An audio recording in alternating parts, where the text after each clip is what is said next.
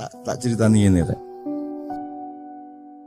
Ini sekarang ini situasinya lebih berbahaya dari tahun 65. Dan sekarang pemetaan nasional itu persis 62, 63, 64. Aku tidak akan jelaskan, nanti jadi fitnah.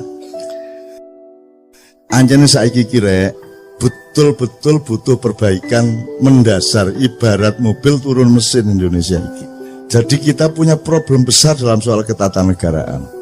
Kita punya problem besar terhadap sah tidaknya akad nikah kita pada tahun 1945 dan 28. Kita punya masalah besar terhadap struktur dan etika pembagian kerja kenegaraan kita. Negara dan pemerintah tidak ada bedanya dan seterusnya. Bahkan dalam misalnya, aku mau cerita karo Pak Mas Didi soal MK tadi, tapi tidak usah saya ngomongin kapan-kapan aja. Tapi intinya kita punya masalah ekonomi, masalah kenegaraan, konstitusi, logika, nasionalisme, kita punya masalah. Beliau ini saiki dadi alang-alang, Pak wis. Alang-alang itu dianggap gak produktif. Kon tak kandhani ya. Nek Merapi kate mbledos, kabeh wong di sekitar Jogja di lereng Merapi nandur alang-alang. Kok nandur alang-alang? Loh, pohon, tanaman yang punya getaran untuk menyelamatkan sekitarnya dari lahar dan wedhus gembel itu alang-alang. Dadi nek Merapi mulai ya apa wong-wong nandur alang-alang, Pak. Jadi beliau bikin sanggar alang-alang itu untuk menghalangi segala kemungkinan kerusakan dan kemungkaran yang terjadi pada generasi muda dan anak-anak kita. Kemenang. Kapan-kapan kita baca bukunya Mas Iman Budi Santoso, seorang sastrawan di Jogja, senior saya, mengenai pohon-pohon, mengenai nama desa. Nek Jombang ono jenenge alang-alang Caruban. Ya, ono meneh Pengalangan, ono meneh. Jadi itu semua ada riwayatnya. Semua desa-desa di Jawa itu punya nama-nama pohon. Nama pohon itu banyak dijadikan lambang atau hikmah atau ilmu dari teritorial. Itu Mas ya. Oke. Tak persingkat gini Mas Didit ya. Saya sangat paham pemikiran Anda. Dan saya bukan tidak setuju.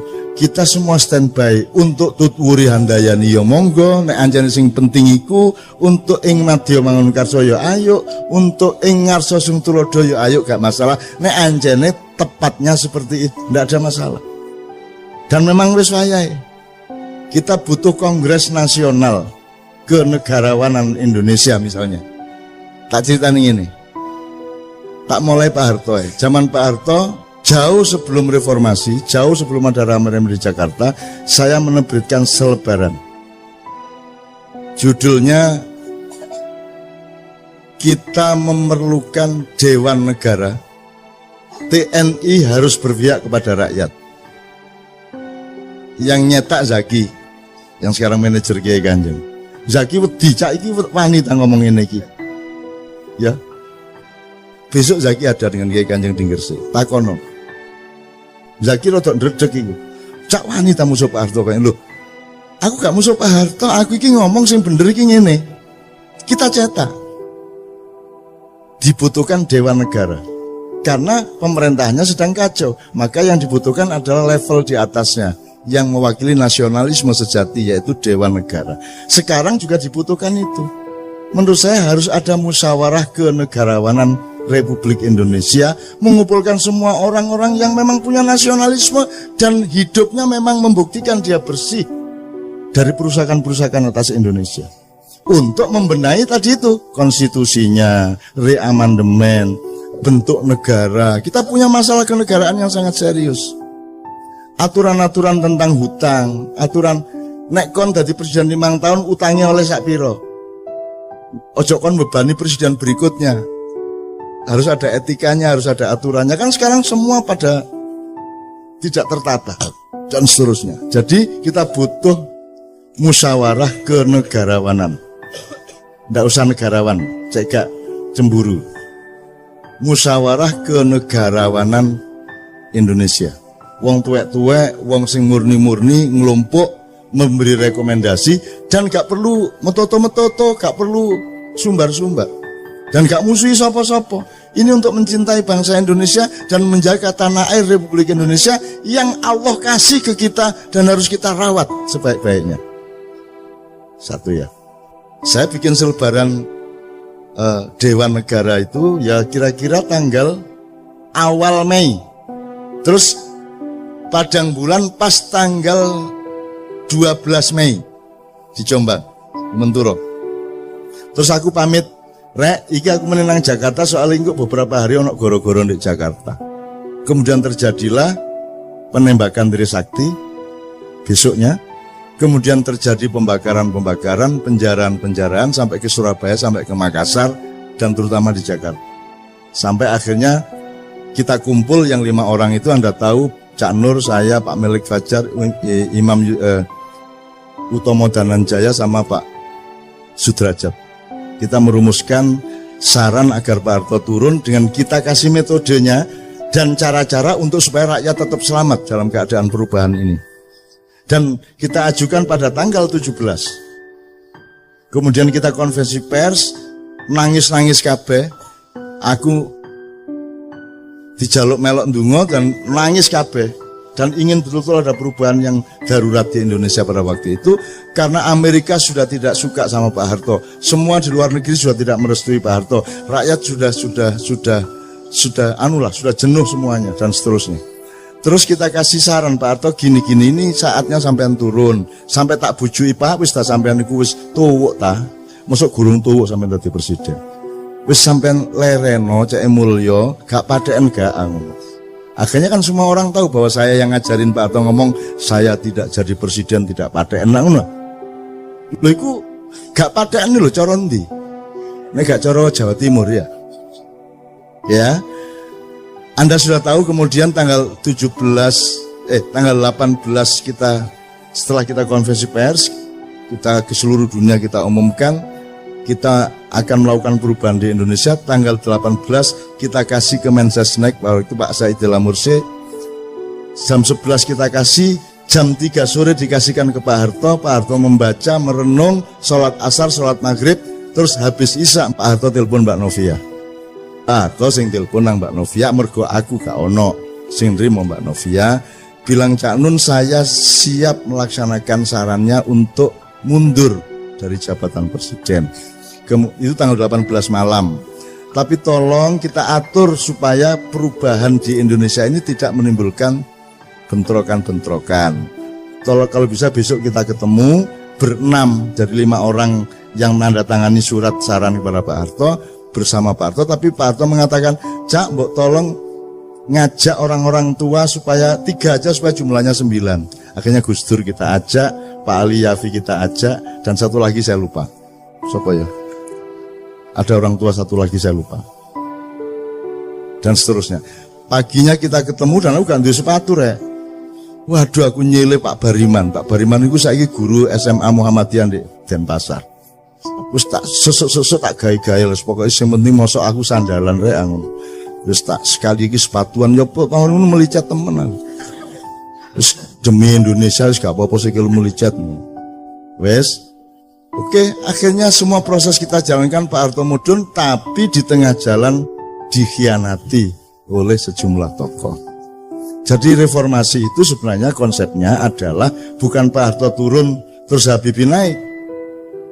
Yang salah kan semuanya.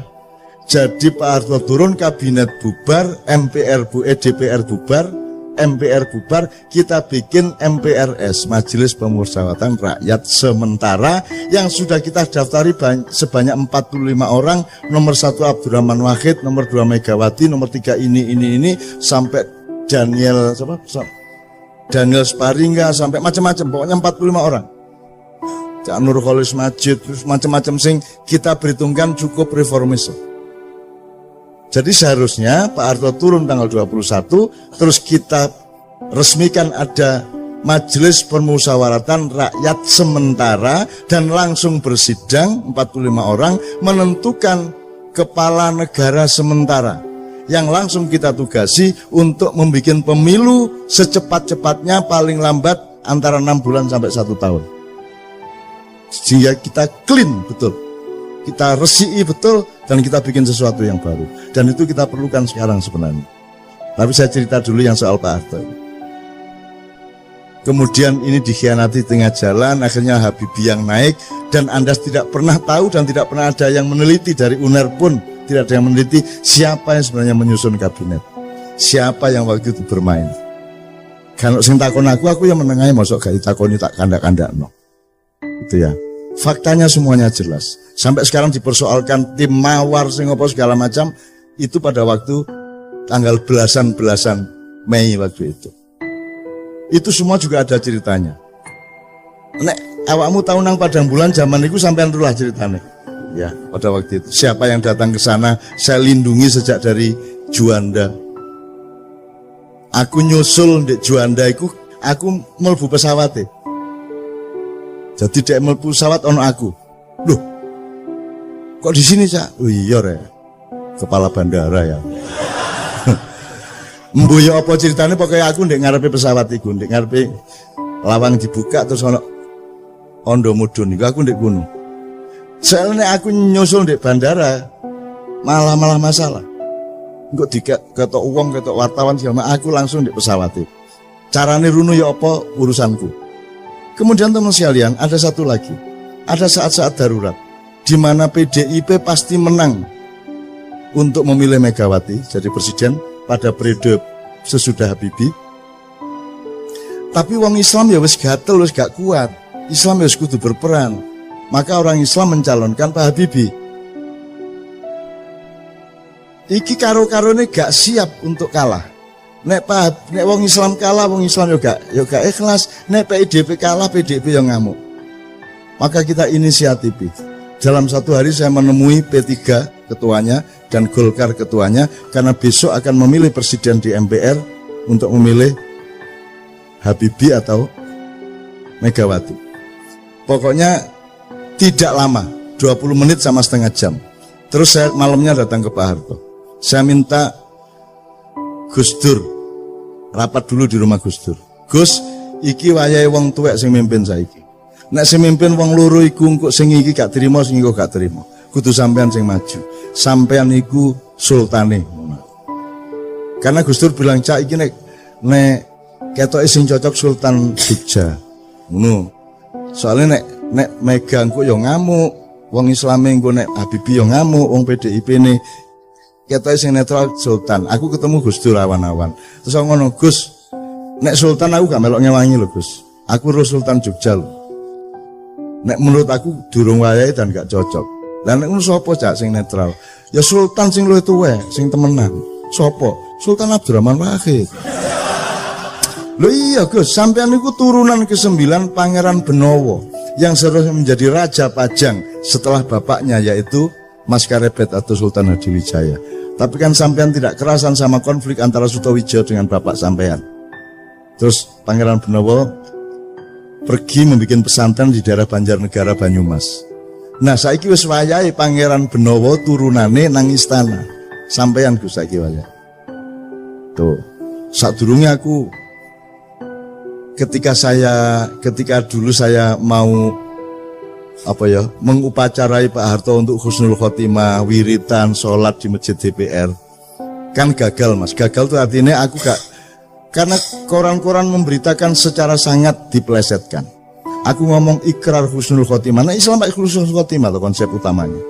Tapi di koran nulisnya pertobatan nasional Soeharto. Loh, duduk pertobatan nasional husnul khotimah. Dan Allah loh yang nawari husnul khotimah. Iku mergo nek uangku ya elek barang. Maka dikei akhir yang baik, husnul khotimah.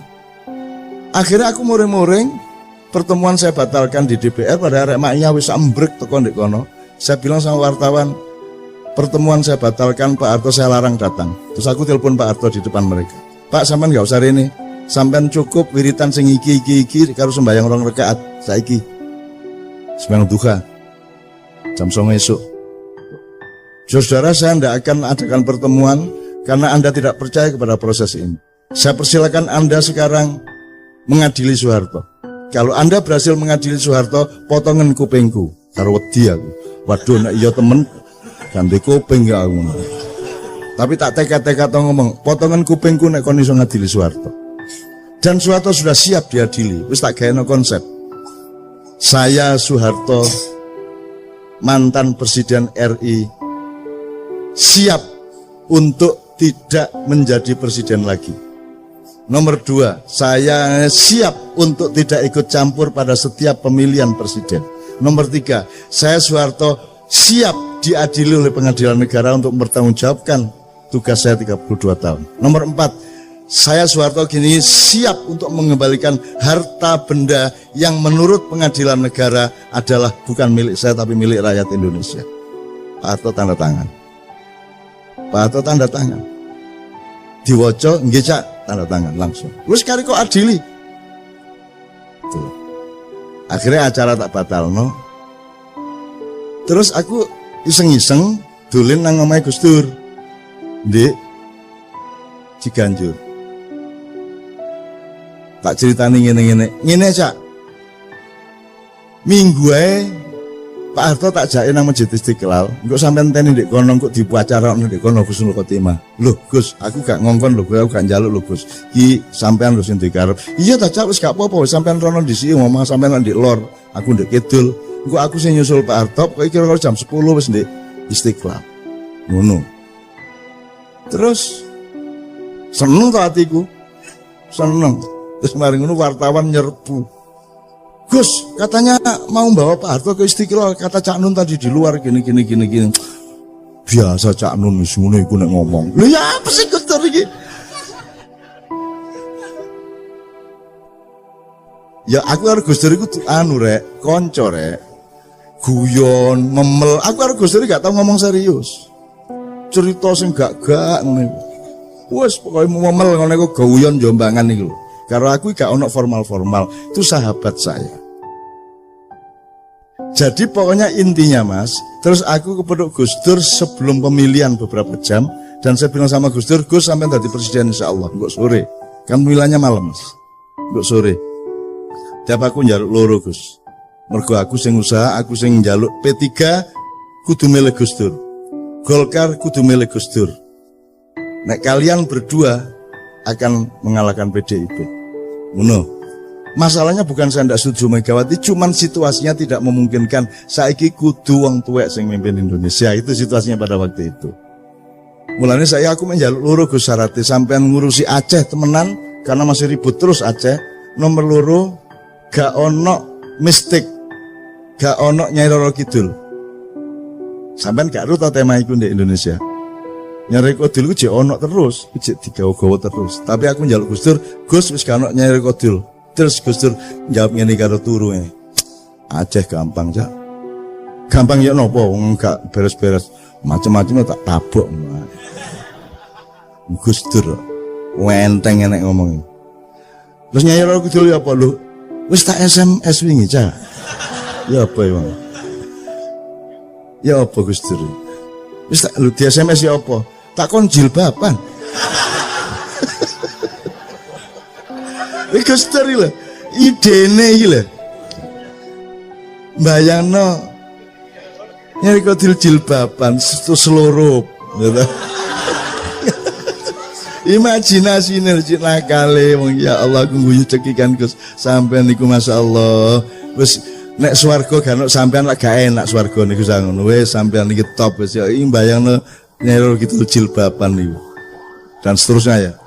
Jadi presiden dia. Nah, itu adalah momentum-momentum darurat Mas Didit yang memang perlu kita lakukan. Dan sekarang ini sebenarnya potensinya menuju ke situ. Itu yang sampean maksud tadi. Cuman saya ini kan orang yang tidak punya api. Aku gak duwe nafsu. Bukan soal nyongok loh ya. Maksudnya saya tidak punya libido politik. Saya tidak punya sedikit pun gairah untuk mimpin negara. Presiden gak duwe blas. Gak duwe blas. Soge gak duwe aku. Aku seneng karo kon mek ngono tok. Asik membicarakan sesuatu yang menggembirakan mek ngono tok aku. Jadi gelandangan aku gak masalah. Gitu. Jadi aku gak duwe nafsu materialisme, kekuasaan, popularitas gak duwe aku. Alhamdulillah gak duwe. Tuh. Jadi Saya tidak akan melakukan itu kalau saya tidak diperintah. Kalau ada perintah, nanti akan ada gejalanya, ada tanda-tandanya, ada ayat-ayatnya nanti. Gitu loh. Dan saya juga tidak GR bahwa saya penting di Indonesia. Anggitmu aku aniku penting ta mak iya iku. Indonesia kenal mak iya tak gak? Agak kenal kok. Ojo GR petuta-petuta kaya iya.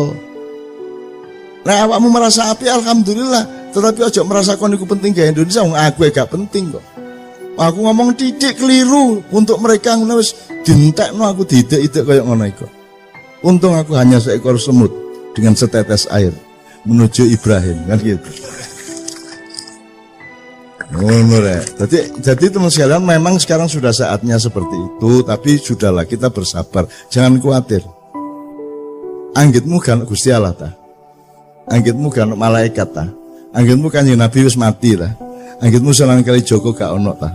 Anggitmu wis gak ono kabeh ta. Anggitmu mek ono awakmu tok ta. Gak. Masih lengkap dunia dan alam semesta ini, dan Allah punya skenario, dan Allah punya rencana, dan Allah punya irama, Allah punya langkah-langkahnya. Kita sami'na wa ata'na kepada Allah. Jadi yang penting awakmu selalu menunjukkan manusia yang baik, yang bermanfaat, yang seimbang, yang berpikir jernih, dan lain-lain yang sudah Anda omongkan tadi. Itu yang saya maksudkan. Alhamdulillah wis anggar awakmu tadi rakyat sing apik, insya Allah akan ada pemimpin yang baik, dan awakmu insya Allah juga menjadi pemimpin yang baik di skala dan perspektifnya masing-masing. Amin ya rabbal alamin. Kira-kira ngono ya.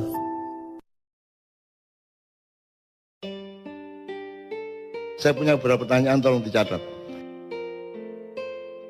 Kalau ada yang bisa menjawab sekarang alhamdulillah, kalau tidak jadi PR bersama. Hafal teks proklamasi? Ada yang hafal teks proklamasi? SMK sing hafal ya malahan. Ngetik SMK. Hal-hal yang mengenai pemindahan kekuasaan dan lain-lain diselenggarakan dalam cara sesama dan tempo yang sesingkat-singkatnya. Oke, wis gak apa-apa wong kancane durung proklamasi ya, gitu. Pertanyaan saya sederhana. Apa yang dipindahkan itu apa? Apa yang dipindahkan kan pemindahan kekuasaan. Maksudnya kekuasaan itu apa? Keuangan, otoritas kenegaraan, kedaulatan, emas, seluruhnya. Oke. Seluruhnya itu apa ya? Jajal sebutan. Telu. Kedaulatan. Ya. Kekayaan. Kekayaan itu apa aja? Aset bangsa, kebudayaan, semuanya yang ada di Indonesia. Termasuk aspek pembentukan negara yang termasuk dalam kekayaan negara. Terus sumber daya manusia. Oke, wes gak apa-apa wes. Sebelumnya dikuasai siapa memang? Penjajah Belanda. Oke. Dipindahkan dari siapa ke siapa? Pemindahan itu dilangsungkan dari siapa ke siapa? Dari konteks realnya dari Jepang ke Indonesia. Pernah terjadi. Kapan pemindahan itu dilakukan? Ketika proklamasi. Loh, kalau sudah dipindahkan kenapa pakai akan dilaksanakan secara seksama? Berarti belum dilaksanakan. Kan teksnya gitu.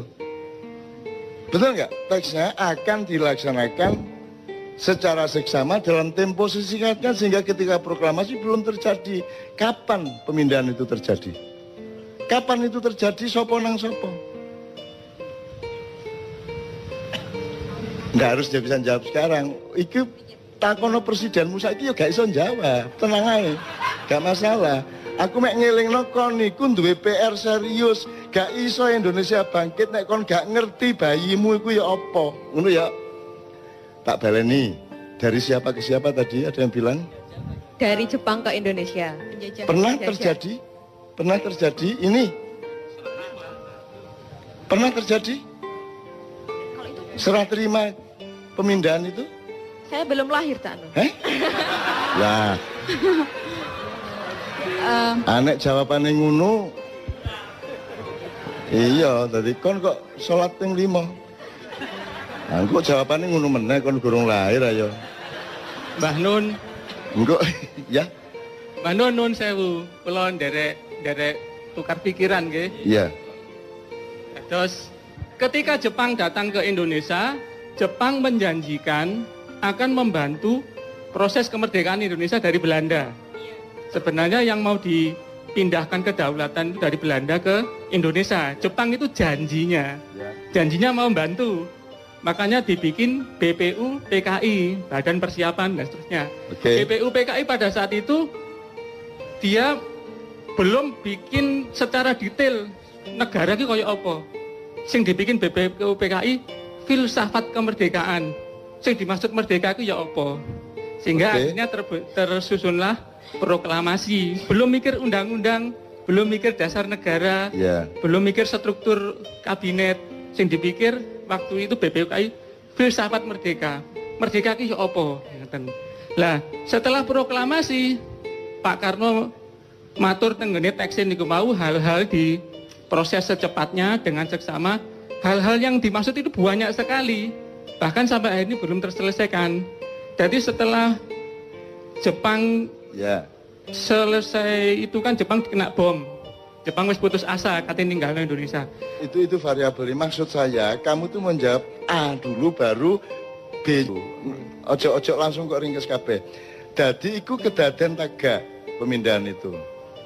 Pemindahan pemerintahan kedaden. Kapan? Dan terus di sidang PBB kan akhirnya Indonesia kedaulatannya diakui. Ya, tapi pemindahannya dari siapa ke siapa? Dari Belanda.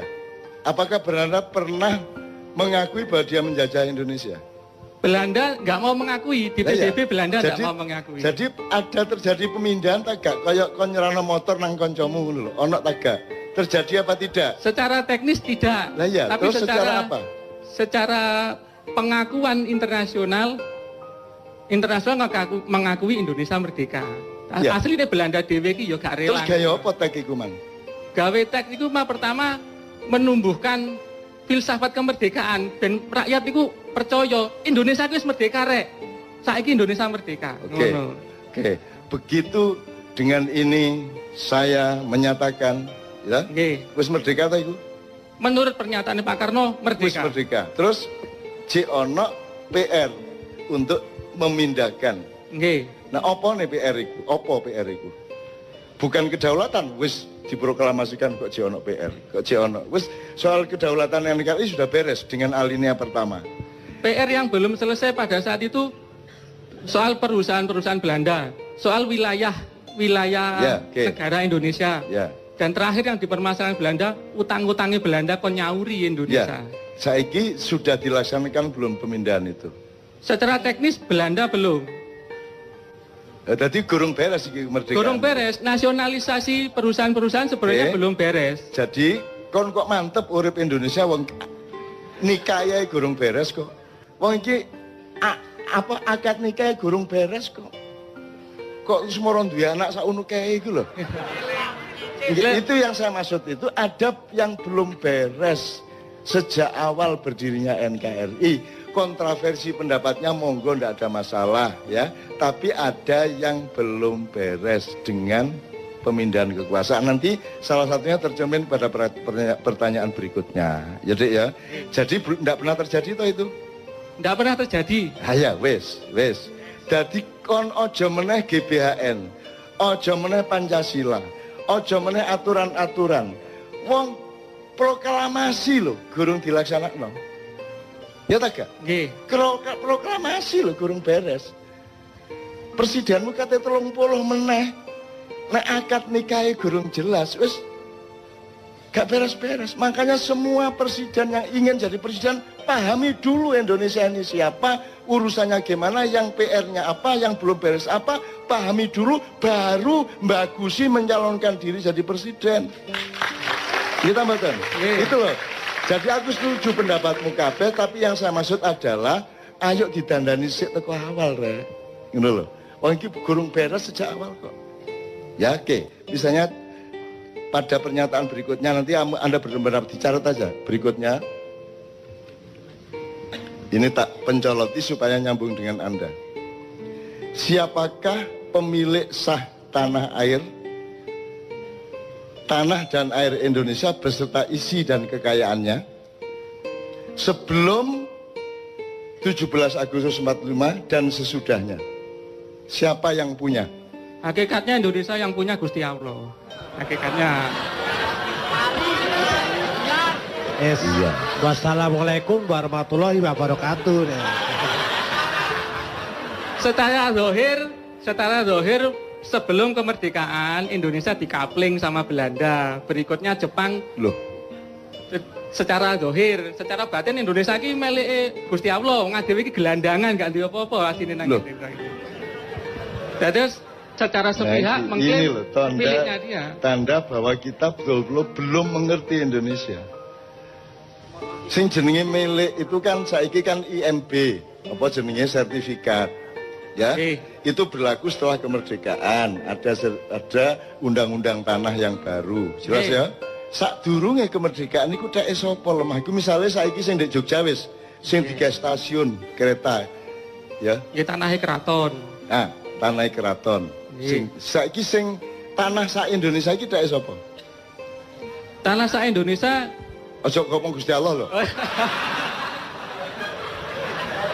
Pada zaman Mojopahit ya secara kepemilikan milik kerajaan Mojopahit. Waktu dengan rakyatnya. Ya oke. Maka sebelum 45, sebelum 1745 dhek sapa? Iku aku mek ngomong iku. Sebelum 45 Belanda mengklaim itu adalah wilayahnya. Kapan? Mana buktinya Belanda mengklaim? Karena Indonesia itu waktu itu Nggak ada faktanya Belanda ngeklaim. Oh. Nggak ada. Belanda tidak pernah menjajah Indonesia menurut Belanda. Belanda itu datang sebagai pemborong. Kontraktor. Dia kontraktor datang ke sultan atau raja. Tergantung tempatnya. Pak, saya bikinkan jembatan. Pak, saya bikinkan jalan. Saya bisa bikinkan pertanian. Pembagian pendapatannya segini sama segini. Jadi mengontrak dia menurut mereka. Mereka tidak pernah menjajah kita. Gitu loh. Nah, miliknya siapa? Kontrak itu dengan siapa? Kontrak dengan sultan-sultan, raja-raja. Nah, jadi siapa yang memiliki tanah air sebelum kemerdekaan? Sebelum kemerdekaan para raja dan para sultan. Ah, ngono lho, Kitmang sintak ngenteni iku. Dhek sultan, oke? Nggih. Sak Indonesia iki dhek sultan dan raja-raja jumlahe kira-kira pira sultan dan raja? Mboten paham kula jumlahnya. Loh, berarti gak jelas iki. Loh, wong kon iki saiki tanah sak meter iso paten-paten karo tanggamu kok. Nggih. Ya ta gak? Apa meneh tanah sak dari Sabang sampai Merauke gak jelas urusane, terus kon gawe Indonesia kayak ini kok iya padahal gak jelas urusane. Itu loh yang saya maksud. Oke? Jadi tanah itu milik raja dan sultan. Oke?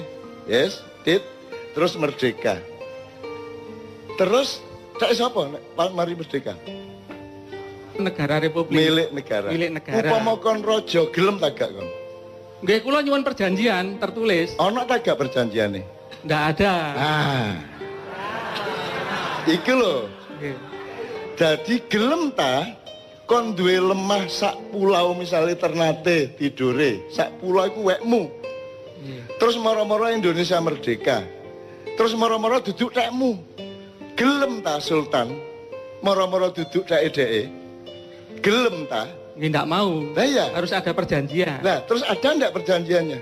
Faktanya ndak ada. Ndak ada. Berarti beres ndak masalah Indonesia ini? Beres ndak? Belum beres. Jadi halal ndak Indonesia ini? Aku mek kepengin ngandani kon gak iso beresi masalah iki, ganti presidene dukno teko langit sapi itu padha ae. Nek kon gak iso beresi masalah iku mulane aku yang dipindahkan apa saja, yang berupa dolar berapa, yang berupa emas berapa ribu ton, ya, yang berupa tanah berapa, yang berupa tambang berapa, perjanjiannya gimana. Setelah tanah sebelumnya milik sultan dan raja, tiba-tiba menjadi milik negara. Mosok gelem harus ada transformasi land reform, betul enggak? Ada enggak? Land reform pada waktu itu nggak menyangkut perjanjian antara raja penguasa wilayah dengan presiden. Kok tidak? Lah Saya kok juga gelem? nggak paham, saya belum lahir waktu itu. Loh. Jadi Aku ngene wae, upama kon dadi sultane, dadi rajane gelem ta gak? kula mboten purun, saya nggak mau. Terus rumangsamu 124 sultan raja ki gelem ngono. Ya enggak mau. Lah ndak mau. Kalau saya jadi rajanya ya enggak mau. Lah iya. Harus Nah, ada perjanjian. menurut sampean raja-raja Nusantara gelem tak gak? Enggak mau asline. Ah, aslinya ndak mau. Ya, contohnya konflik-konflik yang muncul. Makanya terus ngene lho, Dik. Yang kita ini nyari bersama, duduk aku berdebat karo kon. Oh, nggih, Kita nggih. mencari bersama. Golek api. Menurut kon, nek kon sing dadi sultan, Nggih. moro-moro Indonesia merdeka, terus semua milikmu jadi milik negara. Lilo tagak kon. Mboten rela. Boten. Kan jadi harus ada perundingan iki ya apa transformasi hak tanahnya bagaimana kan gitu. Nggih. Ada ndak? Enggak ada. Ndak ada.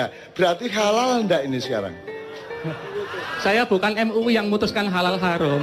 Saya enggak berani jawab. Ngene lho, kon iku nek kate nang doli gak usah nang MUI sik. Kon langsung ro nek nang doli ku haram ngono lho. Mosok halal haram ngenteni MUI. Begitu tidak sah, tidak logis ya. Curang berarti tidak halal ngono kok dadak MUI sik kon. Nggih, hakikatnya kalau kedua pihak ada sesuatu dan satu pihak merasa tidak terima, berarti itu enggak halal. Hakikatnya begitu. Makanya sekarang diatur ada nggak undang-undang konstitusi yang mengatur peralihan dari haknya sultan dan raja-raja seluruh Nusantara ini kemudian menjadi milik negara.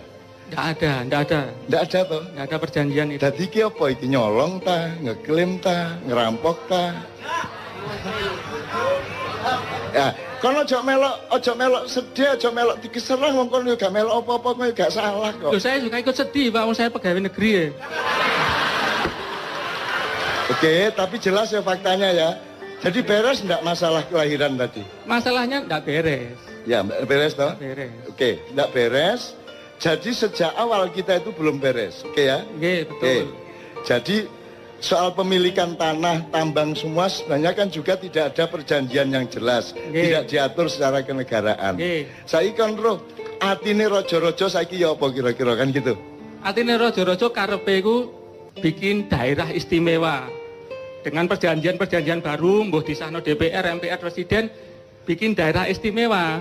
Terus apa kok mek Jogja tok? Sebenarnya raja lain juga sama. Di Aceh kan dulu-dulunya zaman Pak Harto kan ya sempat bergejolak minta istimewa. Apa kok mek loro? Karena yang lain nggak berani mungkin. Oh. Karena untuk dalam tanda kutip melawan kekuatan besar, kita harus punya support yang besar. Nah, raja-raja ini kan supportnya kecil. Oh, jadi untuk mendapatkan hak hidupnya itu harus berani gitu. Loh, yang nggih no, Pak. Oh, berani melawan?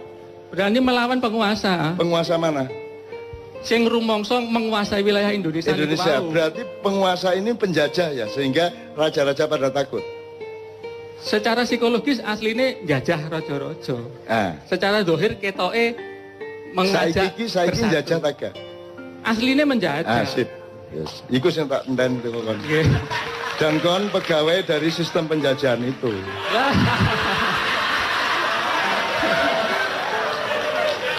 Saya nggak nyalain siapa-siapa, aku mek kepingin awakmu rek nek kate dadi pemimpin, iki PR loh ya, iki temenan loh iki. Meskipun mungkin gak iso jawab temenan ya gak masalah, tapi ojo dianggap gak ono. Ojo wong loro ati terus anggap gak loro ati. Ada PR-PR besar. Ya tak terusin ya supaya lengkap, pertanyaannya 2 lagi paling. Tadi pemilik sah tanah air Indonesia sebelum dan sudah kemerdekaan. Sekarang nomor 3. Apa muatan substansial UUD baik 45 maupun 2002 amandemen ya tentang pemilahan antara negara dan pemerintah? Terus ngeten, aslinya pemerintah niku karyawan ini negara aslinya pemerintah niku. Karyawan. Nggih, leres. Terus karyawan pemerintah apa karyawan negara? Pemerintah niku kan ngeten, paribasane negara niku rumah tangga. Oke, sopo kepala rumah tangga nih? Bapake. Lho, sopo? Oh, yang pemilik rumahnya. Ya, saya nih ngomong Indonesia. Oh, Indonesia ini punya rumah tangga. Indonesia secara hakikatnya belum punya kepala negara. Ah, kenapa tidak punya? Mergo di Undang-Undang Dasar itu sebenarnya rancu antara negara dan pemerintahan. Rancu. Berarti undang-undangmu itu bener tak gak? Kalau izin Aku gak kepingin ngomong apa aneh. Undang-undang dasarmu mengatakan bahwa presiden adalah kepala negara. Padahal yang kita butuhkan ada kepala negara dan ada kepala pemerintahan. ASN itu aparat sipil negara, bukan aparat sipil pemerintah. BUMN ini jenenge BUMN, duduk BUMP. Tapi BUMN taat kepada pemerintah, bener enggak? secara Lu negara kok taat nang pemerintah, pemerintah taat nang negara. Jadi negara mi kualik tak gak ndase karo sikile. kalau izin nglakoni asli ya kuali. Lah iya. Sak kuali-kualike wong arek-arek gak melok nyambut gawe di kantor-kantor ke pemerintah, awakmu sing nyambut gawe di kono ya. Ngono ya, gak apa-apa wis. Jadi Anda sendiri sebenarnya tidak setuju pada undang-undang itu. Betul enggak? Nggih, dados ngeten asline kula sejak mahasiswa mbiyen nggih mboten setuju. Ah, wis. Saking garise nasib kok moro-moro dadi ngono. Jadi sekarang Anda punya pendapat sebagai intelektual, nek barang jelas salah dan menciptakan bencana-bencana politik, kira-kira perlu dirubah enggak? Nah, jadi salah satu PR Anda adalah membenahi kembali dasar konstitusi, filosofi, sistem kita bernegara. Memang sejak awal kita ini celaka karena tidak ada pemilihan antara negara dan pemerintah. Akhirnya karyawan di kantor kabupaten taat kepada bupati. Padahal karyawan atau ASN atau PNS dulu di kantor kabupaten itu adalah aparatnya negara yang digaji permanen dari dia masuk sampai pensiun. Jadi dia sepanjang hidupnya. Sementara bupati, presiden outsourcing. Dia cuma disewa 5 tahun. Jadi orang yang jadi ASN sepanjang hidup sampai hari pensiun itu tidak pada posisi untuk taat kepada outsourcing. Betul enggak? Ya, oke. Terakhir. Ini soal sejarah. Apakah berdirinya dan pelaksanaan NKRI merupakan kontinuasi dari bentuk pemerintahan dan kekuasaan sebelumnya, abad-abad sebelumnya, entah apapun bentuknya, ataukah merupakan adopsi dari luar Indonesia? Jadi Anda sebenarnya bukan orang Indonesia dengan negara Indonesia ini. Anda adalah orang Eropa, orang Amerika, tambah orang Arab, tambah orang Cina, bernama Indonesia, label muda ae Indonesia, tapi janjane sing kok lakoni ku Eropa, Amerika, Israel, Cina dan Arab. Gelem kon dadi wong kaya ngono iku. Jadi ada budaya atau sejarah kontinuasi, ada sejarah adopsi. Kita ini sekarang adopsi, mulane biyen sapa jenenge Jayabaya mengatakan wong Jawa kari separo, Cina Londo kari sak jodoh. Kita salah paham selama berapa abad. Rumasane ono welut perang terus wong Jawa jumlahe kari separo, gak. Jawamu iku separo-separo saiki. Jawamu iku separo-separo, gak Jawa temenan. Mergo kon wis gak gelem nerusno Jawamu. Betul lho. Cina Londo malah dadi sak jodoh. Kerjasama itu namanya Cina Londo kari sak jodoh. Tapi itu interpretasi saya, aja percaya aku, lawang aku duduk wong kampus kan gitu kan. Nah aku wong akademisi ya saya bisa dipercaya. Saya ini kan hanya orang yang lewat ganggu-ganggu, soporo ganggu cek tangi kan gitu.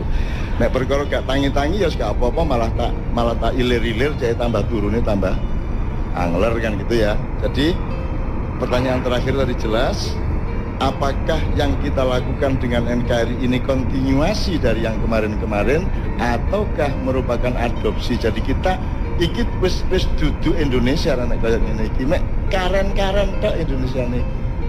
Gitu. Jadi kita nggak meneruskan yang kemarin, kita mencari yang baru termasuk universitas, Pancasila, trias politika dan lain sebagainya. Nanti tolong pelajari nyun sewu ini ngiling noto ae sing sejarah ono sing arek belajar sejarah ndak? Coba Renaissance di Eropa dari Italia ke seluruh Eropa itu abad berapa? 14 sampai 17, awalnya di Italia abad 14. Sebelum abad 14 itu di Eropa namanya abad pertengahan, abad kegelapan, dari abad 5 sampai 15 kira-kira ya. Nah, aku takon, ketika ada peralihan dari masa kegelapan Eropa menuju Renaissance itu di Indonesia terjadi apa? Belum pernah ada studi sejarah dan sosiologi mengenai ini. Akhirnya kita menjadi bukan orang Indonesia sekarang. Meskipun tetap nek awake dhewe saking apiye, saking tepake masih oke duduk Indonesia aja, tetap metu Indonesia dididik gitu ya. Tapi kita secara sistem makro kita ndak.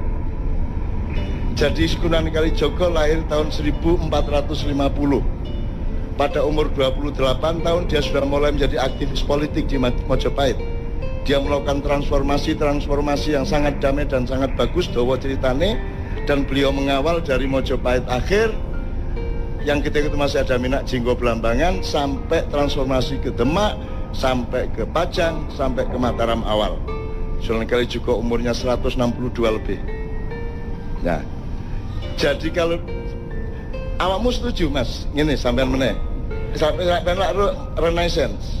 Saya teng Yunani, Roma zaman riyen niku. Itali. Nggih kula dereng lahir niku. Kan kok tak balekno nang masa silam kan kok. Nggih, leres. Ya. Zaman filosofi Itu disebut masa apa?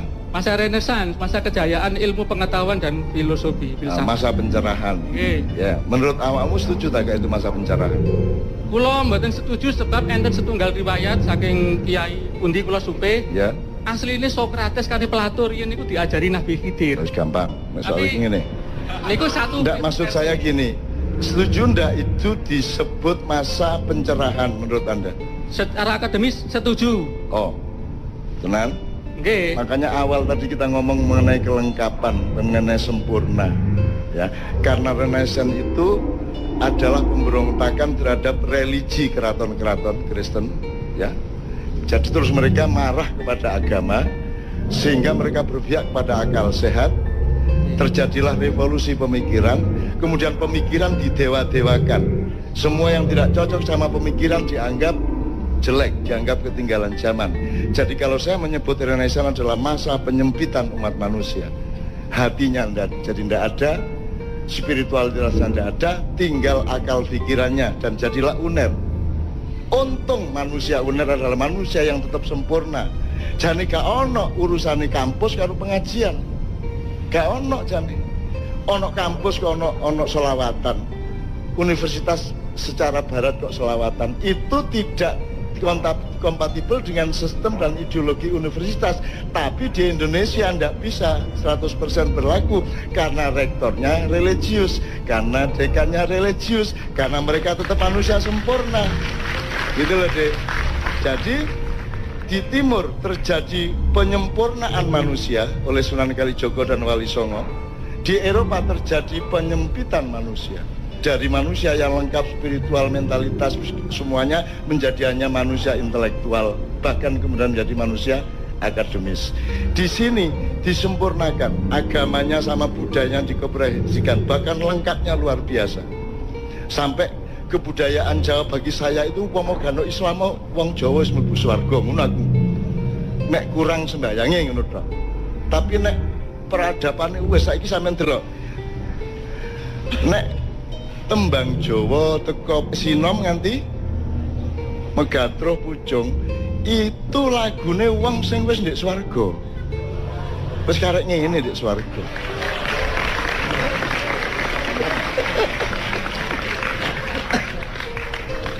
Kon gak iso mbuktekno nek iku salah. Masih aku gak iso mbuktekno nek iku bener. Tapi sing penting lak kon gak iso mbuktekno nek iku salah. Oh iya, ngono lho ya Mas ya. Oke. Jadi sekarang mudah-mudahan Pak ini anak-anak ini kita harapkan bener loh mereka ini. Mereka nanti jadi pemimpin mulai 2025 ke atas. Anda urus Indonesia ini bener-bener ya. Anda urus Indonesia bener-bener. Gitu loh deh. Oke, tepuk tangan untuk cinta masa depan Indonesia.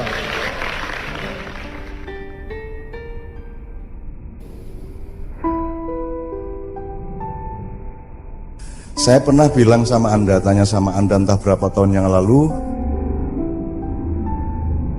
Indonesia itu melahirkan bangsanya atau bangsa ini melahirkan Indonesia? Jadi bapaknya yang mana? Indonesianya apa bangsanya? Bangsa melahirkan Indonesia. Oke. Nah, bangsanya itu bangsa apa?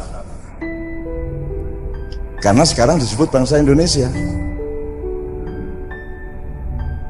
Membingungkan enggak? Bangsa yang melahirkan Indonesia itu sekarang menyebut dirinya bangsa Indonesia. Jadi Wak Karjo duwe anak jenenge ya Karjo. Kan gitu. Nah, bangsa yang melahirkan itu bangsa apa? Yang melahirkan Indonesia itu. Itu pertanyaan tidak harus dijawab malam hari ini, cuman Anda harus terganggu oleh itu. Oke, saya teruskan. Indonesia umurnya berapa? 70 tahun, betul? Bangsa yang melahirkannya berumur berapa? Pertanyaan yang tidak usah dijawab malam hari ini. Kalau kamu tidak mempertanyakannya, berarti kamu tidak akan pernah mengenal siapa dirimu, karena kamu tidak pernah mengenal asal-usulmu. Yang namanya bangsa tadi yang melahirkan Indonesia itu dimulainya sejak kapan? Sejak abad 15 kek?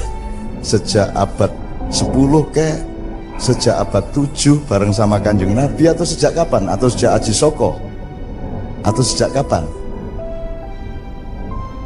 Itu nenek moyangmu kan? Jadi Anda kenal nenek moyangmu apa tidak? Kalau manusia tertua sekarang kan Sangiran gitu ya, fosil tertua, tapi juga ada yang lebih tua lagi di Jombang. Oke, itu sudah dua pertanyaan yang kita belum bisa menjawab pada malam hari ini ya teman-teman sekalian ya. Pertanyaan saya berikutnya, Anda ini katakanlah bangsa yang melahirkan Indonesia itu katakanlah upamane bangsa Nusantara, upamane ya, upamane bangsa Nusantara. Saya tidak akan ngeklaim, saya juga tidak akan membantah atau menegaskan, tapi pokoknya XA-nya itu katakanlah bangsa kita itu bangsa Nusantara. Di sini kita belok sedikit. Apakah kalau orang Sunda berarti bukan orang Jawa? Sejak kapan orang Sunda dan orang Jawa itu orang lain? Sejak kapan itu? Kalau kita tidak tahu berarti kita tidak mengerti diri kita, benar gak? Apakah kalau orang Palembang, orang Bengkulu, orang Bugis itu berarti bukan orang Sunda dan bukan orang Jawa? Sejak kapan? Oh, mungkin sejak tahun 1928 ya. Yong Yava, Yong Ambon, Yong apa lagi deh?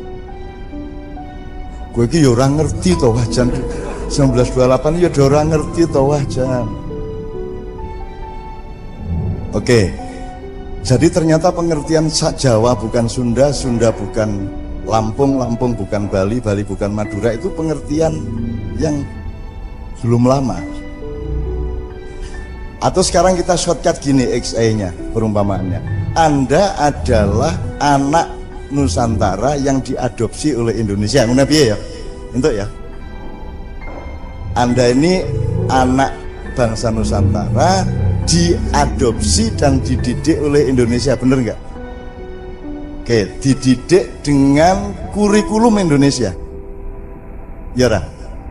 Nah, kurikulum Indonesia ini ya, hukumnya, konstitusinya, pendidikannya, persekolahannya, ilmu sosialnya, pemahaman-pemahaman sejarah, antropologi, sampai arkeologi, sampai apa, semua itu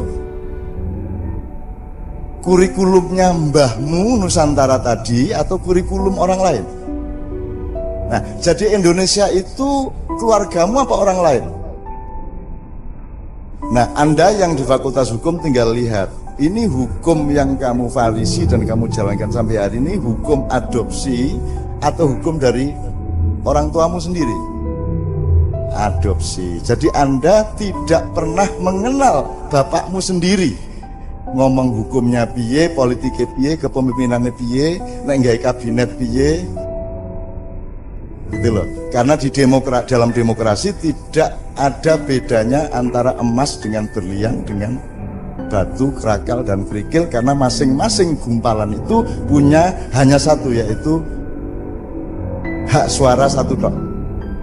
Gitu ya. Ambok kowe iki sarjana kaya ngopo apa kowe iki kere, kuwi nek nang kotak pemilu padha suarane ya ta. Itulah demokrasi.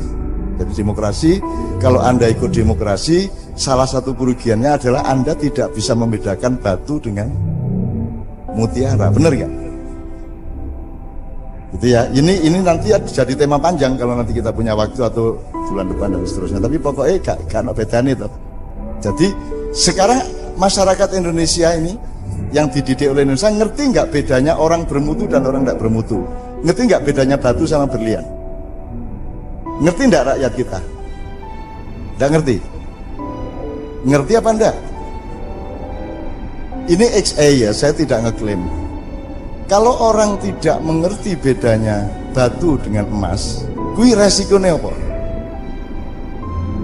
Kowe dikai watu ya orang ngerti nek kui watu, kowe dikai emas ya orang ngerti nek emas toh. Atau kowe dikai watu dicat kaya emas ya orang ngerti toh kowe. Kowe dikai wedhus dipupuri dadi presiden ya orang ngerti toh kowe. Karena kamu tidak mengerti bedanya. Kalau raja dulu, dan harap diingat bahwa di dalam Al-Quran tidak ada negara, yang ada adalah muluk, malik gitu ya. Saya tidak mengatakan bahwa saya akan mendirikan kerajaan ya, tapi pokoknya ngono ya. Di Quran yang ada itu cuma Raja Sulaiman, Raja Daud, Fir'aun dan seterusnya, Buigari milih. Tapi pokoknya kalau pemilihan raja sebenarnya tidak sukar, karena sehari-hari kita tahu mana orang bermutu, mana tidak bermutu. Tapi di Indonesia ini semutu apapun kamu, kalau nggak ikut Golkar, kalau nggak ikut PDIP, kalau nggak ikut parpol-parpol, kamu tidak akan bisa menjadi apa-apa, bener nggak? Wes iki terus ke dhewe. Sebab ini simulasinya ombak banget. Nah, dengan kata lain, kalau saya tarik garis agak jauh, saya ingatkan kembali, berarti Anda ini dididik oleh bapak ibumu atau dididik oleh pengadopsi. Jadi kamu tidak mengenal apapun kecuali pendidikan adopsi tadi, benar? Jadi pengenalanmu terhadap bapakmu itu berdasarkan adopsi atau orang yang ngasuh kamu. Nah, kira-kira orang yang mengasuh kamu sekarang itu seneng sama bapakmu atau dulu menjajah bapakmu? Jadi kira-kira kayak nek ngomong bapakmu ngapusi apa tenanan? Ah, cetha wisan wis tekani. Nah, jadi sekarang jelas ya.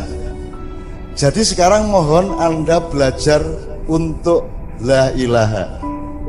Karena ilallahmu itu versi adopsi, bener nggak? Gajah Mada siapa? Belanda dulu bagaimana, nama Indonesia itu yang bikin siapa, dan seterusnya. Seluruh pengetahuanmu mengenai negaramu dan bangsamu ini berdasarkan orang yang dulu ngidak-idak mbahmu, ya rata. Nah wes, kita nggak benci loh ya. Orang Jawa kan tidak-idak malah seneng. Loh, betapa tidak ada manusia sedahsyat manusia Indonesia. Aku tahu ketemu bocah Lamongan ki nyambut gawe Arab ki nek wis panas kan nganti 55 56 lho Mas derajat Celcius. Oh, panas kaya ngono kae nyambut gawe tukang batu, coba piye kuwi. Kuwi nek wong Bangladesh wis dadi areng. Kuwi cacah tahan. Itu tidak merubah mentalnya, terus mereka siang istirahat 1-2 jam ke Madinah, ke masjid, ketemu saya di masjid, dan tidak terpengaruh mereka oleh kesengsaraan itu. Itu orang Indonesia. Padahal nyambut gani kaya ngono iki, begitu ketemu wis kaya pengajian NU kae. Masya Allah, Allahumma sholli ala Muhammad. Kapan sampean tutuk kene iki Cak gitu. Jadi kaya ora ono apa-apa kae. Tadi saya diceritain Cak Yus, TKI kita di Malaysia itu pasang paving satu orang itu 1 hektar. Ijen. Dan dia sudah menemukan momentum dan niatnya dan tenaganya, dan dia bertekad 5 hektar tak selesaiin sendiri. Coba piye kuwi? Wis golek menungso ning Mars, planet kono nek ana paving 5 hektar dikerjake ijen dadi mengin angin cek-cek ngene. Dadi mengin angin. Oke ya. Oke, saya shortcut lagi. Jadi teman-teman sekalian, sekarang kalau ibarat orang sholat, ibarat hadas dan tidak hadas gitu ya, najis dan tidak najis. Saiki pendidikan adopsi tadi menurut kamu itu nek dirapoti ngono munggah kelas ora? Hukum di Indonesia pelaksanaannya nek dirapoti angka piro? 0,00 piro meneh? Mbok ngene sisan 0,0,0,0 titik 000 pangkat 5 ya 0 kabeh ya toh. Akar 0 ya toh. Ya ndak kalau 0 ya ndak. Ya min lah kowe iki ya kuwi ya.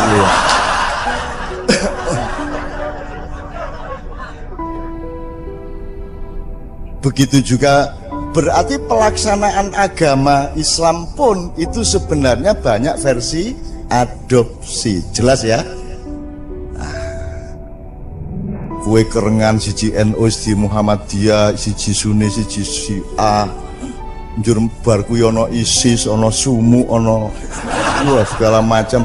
Itu semua versi pengadopsi, jelas ya. Nah, teman sekalian, anggaplah berarti ada yang tidak murni, ada yang kotor, ada yang bersifat manipulasi, ada dusta, ada sesuatu yang disembunyikan, ada sesuatu yang ditutupi, ada sesuatu yang tidak jujur misalnya ya. Kalau ibarat orang mau sholat itu berarti najis apa tidak?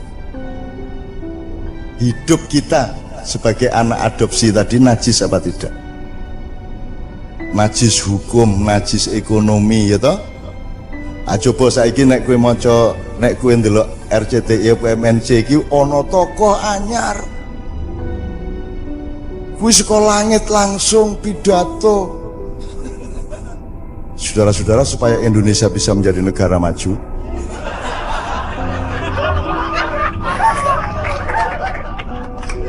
Mas sampean niku sinten?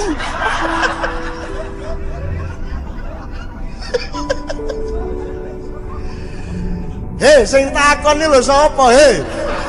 Nek oleh arek Jawa Timur ngono iku. Kon niku lho sapa meneng-meneng ngomong ngono iku lho sapa? Iki Indonesia iki apa sih? Lha ngono iki lho, bapak adopsimu iku kaya ngono kuwi. Nah, aku njaluk saiki ayo mulai nyedak air suci. Ya ra? Bener ra? Jadi nek ibarat kowe iki wudu selama ana republik iki, wudumu iki nganggo maul mustakmal atau maul kudus? Mustakmal. Dadi janjane salatmu iki rada medeni. Terus malaikat ele mustakmal ra. Tur ora ming mustakmal, ora ming wis tau digawe wudu, campur tai, campur apa meneh Mas? Tletong, campur karo-karan wis, campur keringet, daki, pathek, segala macam. Banyune kuwi sing kok nggo wudu. Maka ini akan begini terus apa Indonesia? Apa tidak ada jangkanya? Apa tidak ada periodenya? Tidak ada kolomongsonya? Saya ingin mengatakan kepada Anda ada kolomongsonya. Makanya sekarang itu Anda harus siap untuk bersuci. Wis saiki dadi wong sing wudu meneh. Anak-anak Nusantara, kamu diberi najis-najis oleh Indonesia. Mulai tahun ini Anda harus bersuci. Pikiranmu disucikan, hatimu disucikan. Suci iki jane kalau main sepak bola harus sportif, betul enggak? Sportif itu suci. Nek diteruske, nek diperdalam, sportivitas itu suci. Kalau berpikir harus objektif. Objektif itu kena kue selulup, kue ikut tekan air suci, ya ra? Nek moral kudu jujur. Jujur itu kalau Anda selulup, kue tekan air suci. Apalagi nek kesenian kudu pas. Pas itu nek nadane do ya do sama dengan upamane, do sama dengan apa deh upamane. Aku ora mudeng jane. Jadi aku krungu Kiai Kanjeng nek sing ngomong kowe do sama dengan C ngono kae. kok do sama dengan C, do yo do C yo C, ngono pikiranku nek ora mudeng aku. Kok do kok sama dengan C iki piye, ngono nganti saiki ora mudeng aku. Jadi aku tahu belajar gitar ning 40 bulan ini ora iso umur go bantah bendino. Piye iki do kok C ngono aku. Bar kuwi do sama dengan lho sing tenan sing endi iki? Kan kasihan menjadi orang seperti saya itu. Nah banyak orang memahami kehidupan tuh kayak gitu tadi, kayak saya tadi. Gitu loh teman sekalian. Oke. Kalau dalam kesenian, dalam musik, nada pitch yang tepat itu suci, nak diperdalam. Jadi nek apa ada angin di Jakarta, ya ojo Jakarta. Aku ndak suci ku. Jelas ya? Kesucian itu sederhana. Nek rambutmu iki kok cat ireng iki ndak suci saya. Makanya mbok modar ora tak cat. Ki arep putih, arep ngopo? Putih kok pancen. Ngono lho. Jadi aku nek ndelok wong dicat men ditandur ana rambutnya ditandur. Ki ana iki menteri sing rambutnya ditandur ki ana. Kuwi aku nek ndelok ki aku wis ora iso ngrungokne omongane gek suwene pira ya nandur semono kae. Ngono kuwi aku. Ana meneh irunge didawakke, ngono Dik ya. Irunge ana kuwi wong gedhe kuwi, irunge didawakke. Dadi bolongane ora cocok karo nek lho. Nah itu tidak suci. Jadi aja ana sing diambak-ambakke, aja ana sing diciut-ciutke ya to. Engko cah asrama wedok kae kan senengane sing lanang kan ciut-ciut. Terus engko ngobrol, si tukang sabune ngomong, wah niku nek cah asrama lanang niku pokoke golek niku sing ciut-ciut ngono kuwi to. Terus cah asrama wedok, apa yo iya. Terus ana primadonane teko. Mosok sih ngono kuwi ta.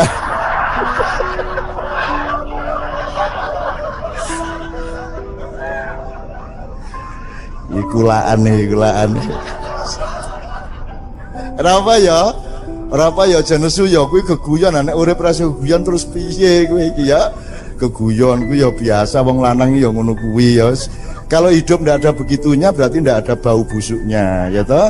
Hidup itu bau busuk, itulah sebabnya Rasulullah menganjurkan kita pakai wangi-wangian karena pada hakikatnya kita itu busuk, betul ndak? Tuh, dan akan membusuk nanti begitu Allah mencabut nyawa kita. Jadi mari kita belajar untuk menerima kebusukan kita apa adanya. Ya ra. Wis to angel to nek bantah mak iya ya angel. Oke, bismillah. Oke.